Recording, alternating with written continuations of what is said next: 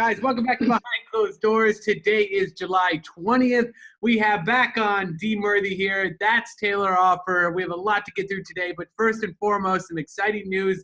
The fans have been asking. We waited long enough, but we are officially now on the podcast app and everywhere you listen to podcasts. Taylor, tell me how excited you are. I'm so excited. This is what everyone's been asking for, and now we can be the number 2 podcast in the world. Dee, your initial thoughts on that? I didn't realize everyone was asking for it.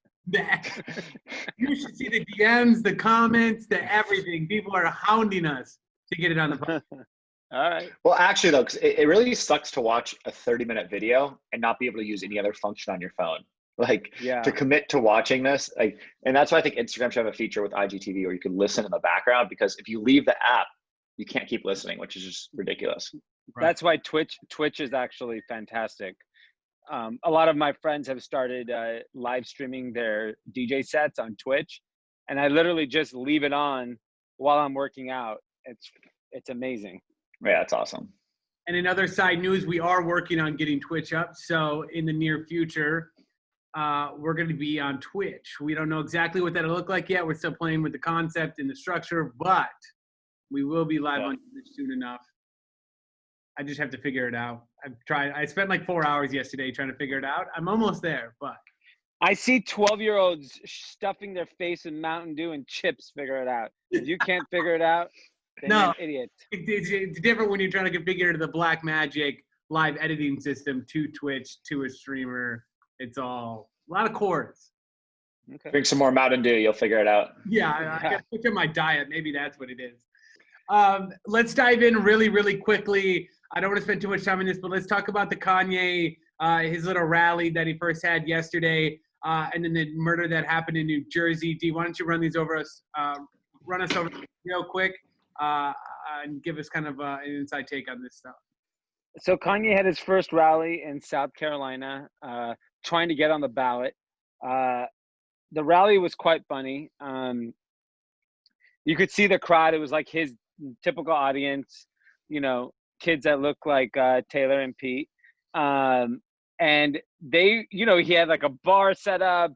He came out in his security vest and started talking, saying some crazy stuff. And then an hour later, just has a complete meltdown. And clearly he has some mental health issues. And, it's one of those interesting things where like you feel sorry for him, but then at the same time, he has to be held responsible for his actions. Right. So he's in a weird place, because at the end of the day, he's not an 18-year-old kid that doesn't have health insurance. He's 42 whatever years old. He's quote unquote a billionaire and has access to the best of the best. And he has chosen to go on this path. So is it his fault? Is it the mental health? I don't know. But frankly, it's scary to watch, because I don't want to wake up one day and hear something sad happening to him. But I mean, the problem is the internet just loves it, right? Yeah. Which is the attention he wants. Yes. And that's what's sad about it. And how many ballots could he even get on realistically before the election? He didn't even file the petition today to get the ballot on South Carolina. So he didn't do that in a timely manner. So at this point, this whole thing is just a farce. It's just for attention. He's claimed he's never voted in his life. He's never taken part of the process. So why all of a sudden now would he actually take it seriously, other than just gaining attention, because that's what he's good at? He even said, which is scary, I'll walk away from my Adidas and Gap deal.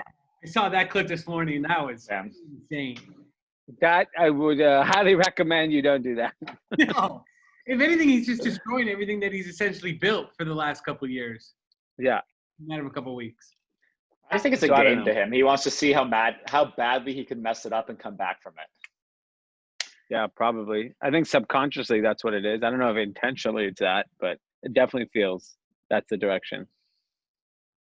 And then what about the New Jersey thing? What happened there? This came out late last night. It was an insane story about a judge and what was her husband? Sorry.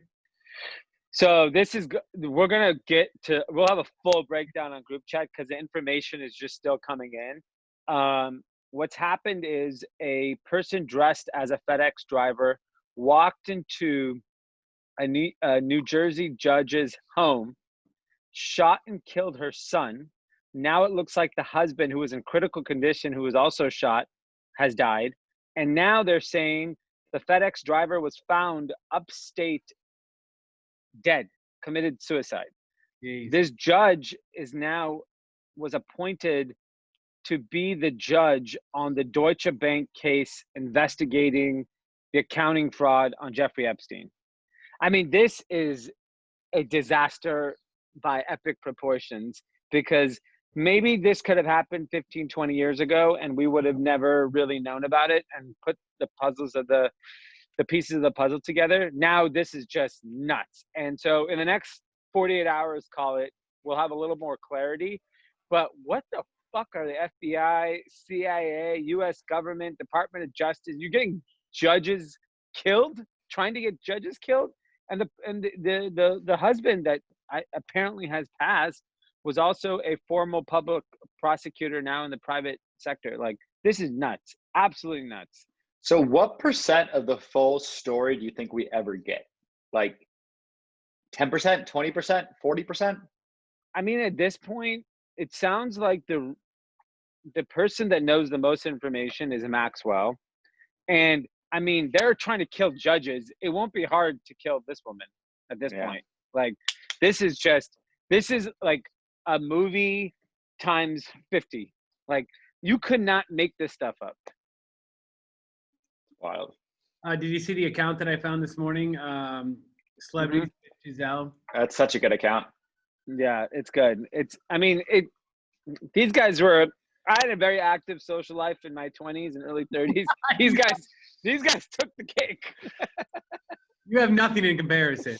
Yeah. Hey, you have all the coolest friends in the club life here in LA, but let me tell you, you open up an island like Epstein's Island, you can have all the friends in the world. I'll pass. Also, what happened this weekend, Dee, you had a baby shower, so your son's expected. When's the due date for your son? August 22nd. So this was interesting. So when we had our oldest, Dominic, the baby shower we had at my buddy Anthony's house, he hosted it for us, and our friends put together this amazing party. And frankly, it was like, I don't know, it was like 50, 75 people, and it turned into like a real party. And fast forward, we're getting ready to have our new baby, and we wanted to do something, but it's so hard to, we don't know what level of comfort people are and how comfortable we are.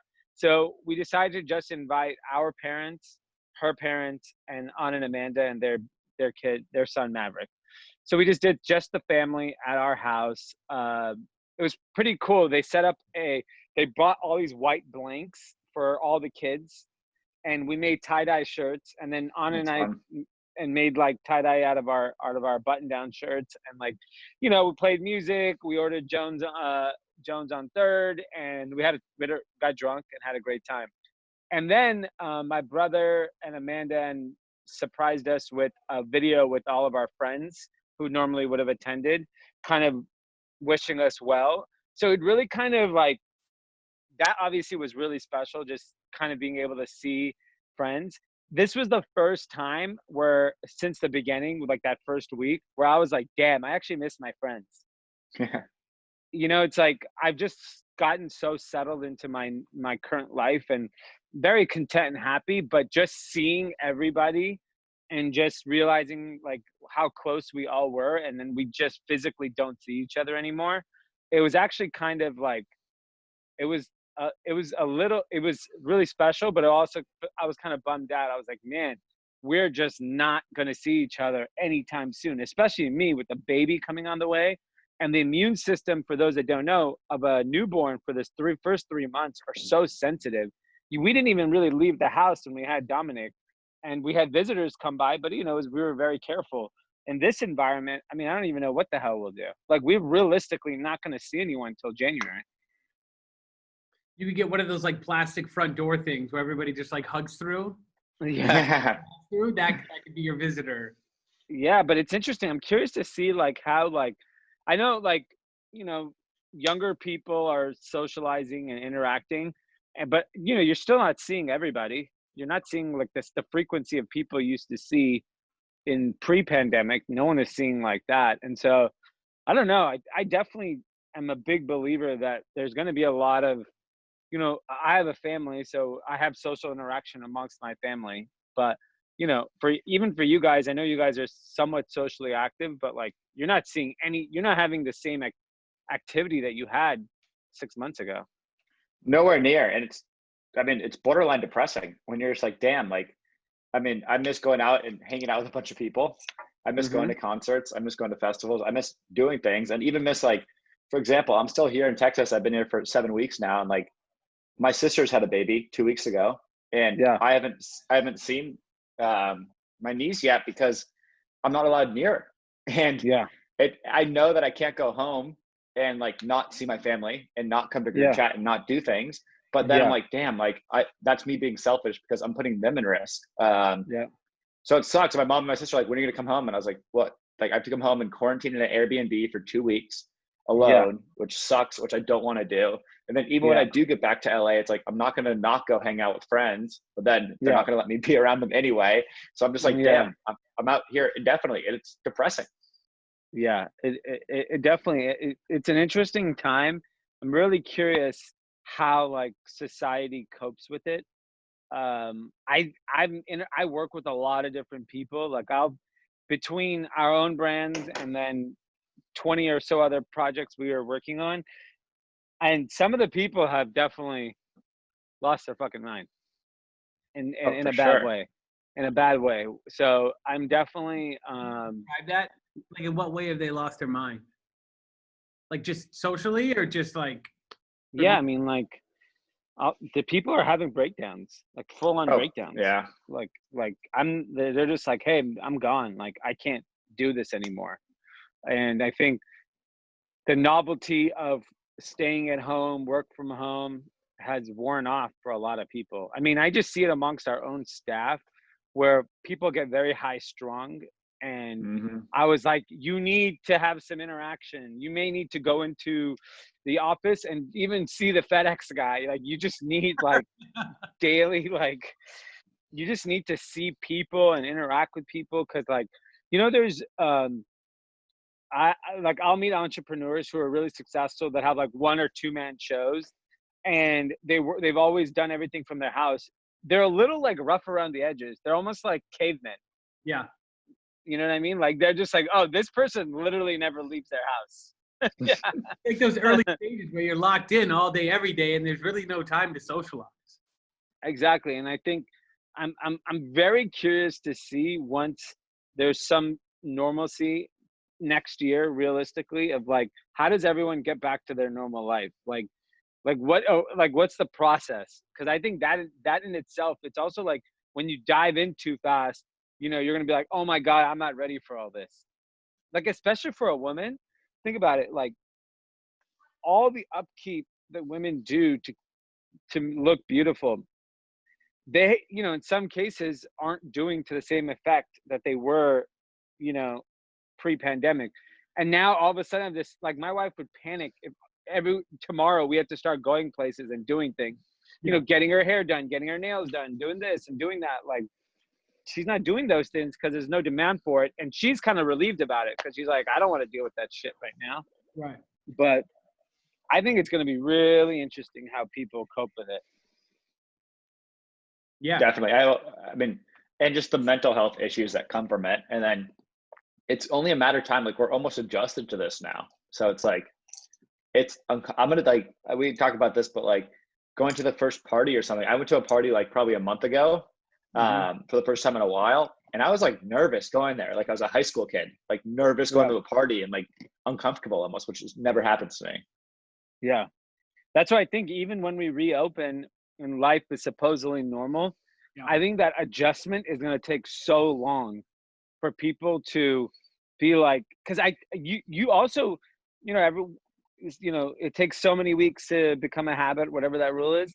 It's like we've become a lot of people have probably become socially inept because they're not interacting with people. Yeah, it's awkward, uncomfortable, and especially when you layer in like things you've always done. So, for example, I've been looking at houses, looking with realtors here, and like even when I meet them, I'm just like, every time I do the same thing, like, no handshake, we're gonna do this thing or that thing. And it's like so awkward. Like, there's so many like, and that's gonna be for the next year or so. Like, there's all these awkward interactions that are so weird. Yeah, and the problem is you never know what the other person is thinking, and since there's so many people have a different view on this. I mean, in all my group chats, everyone is arguing about everything. It's just all day arguing. No one has a civil conversation about anything. It's just arguing.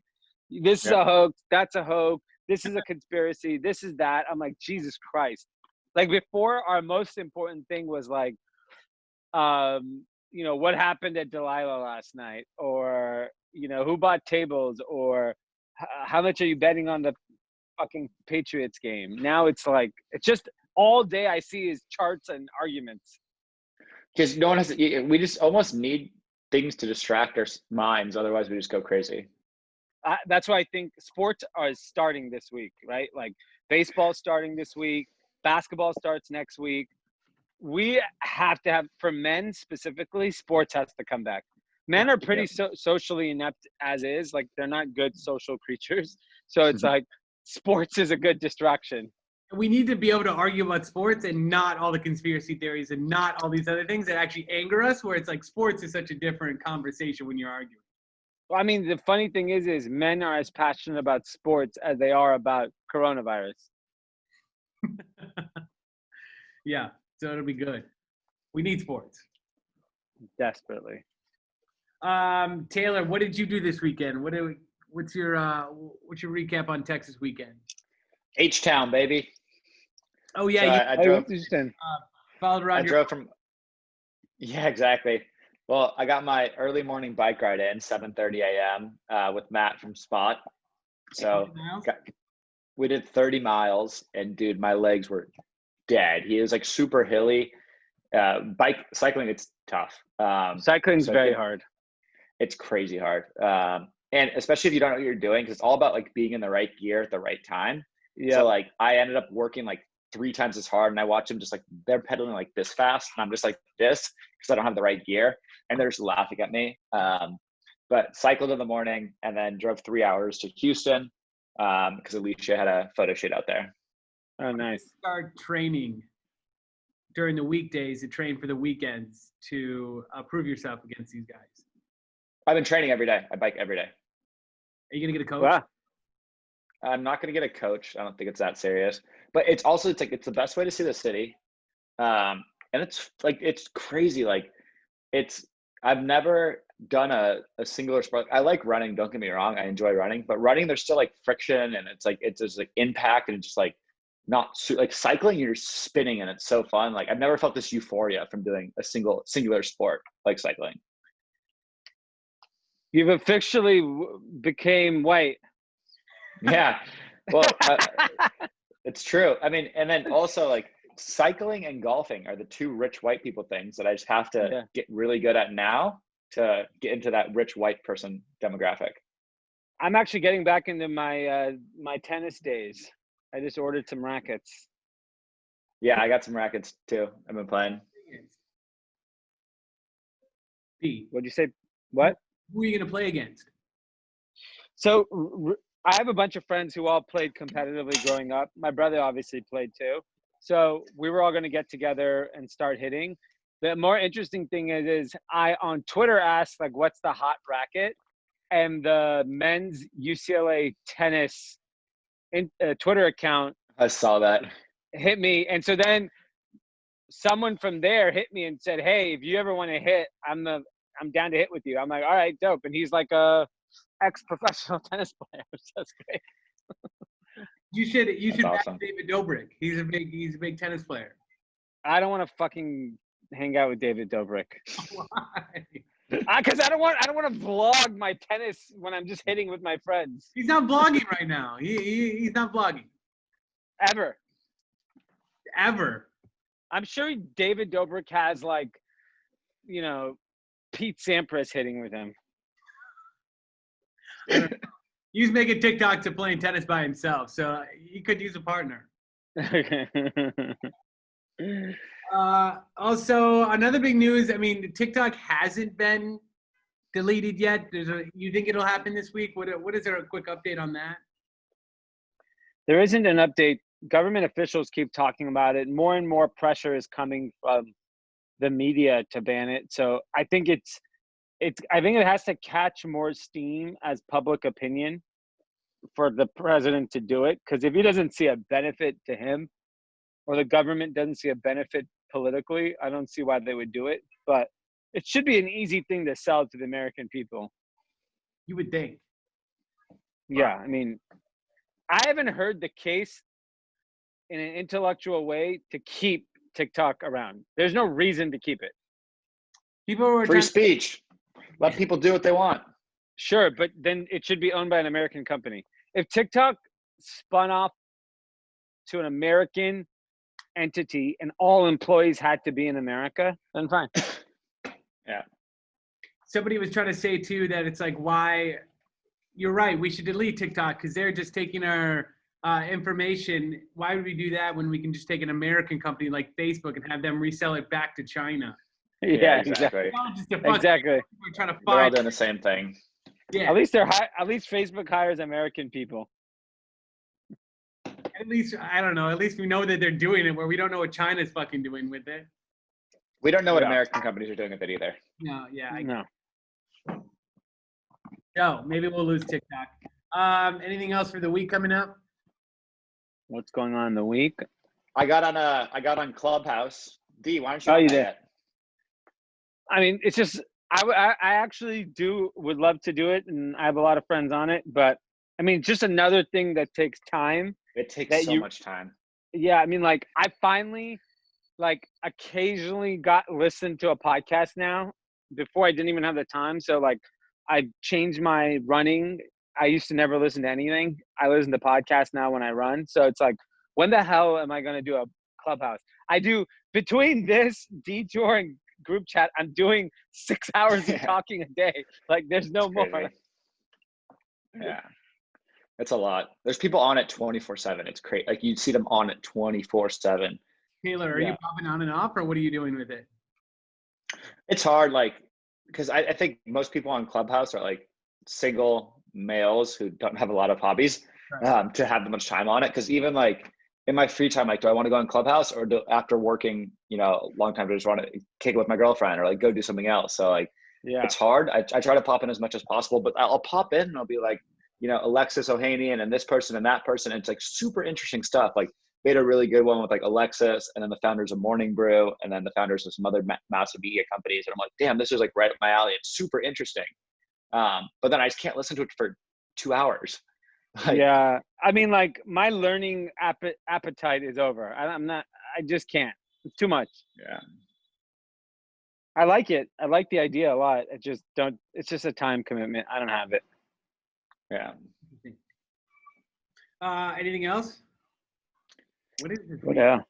I'm still looking at houses in Austin. I'm finally understanding, Dee, what you're talking about with property taxes. In Texas, it's crazy. No, so I was just like, I didn't understand property taxes. Everyone kept talking about property taxes. On $1 million house, so Texas has a 1.85% property tax. So on $1 million house, that's almost 20 grand a year I have to pay in property taxes, which is almost $2 grand a month that is given to the government. And I'm just like, that sucks. That's like pretty much like, that's almost my rent. Yeah. I'm telling you, suck. Yeah. I mean, the math becomes when you actually start doing it, and then homeowners insurance, and then upkeep. Yeah. To justify to me as an investment, when every day the stock market goes up, it's really, really hard to say that it's a great investment.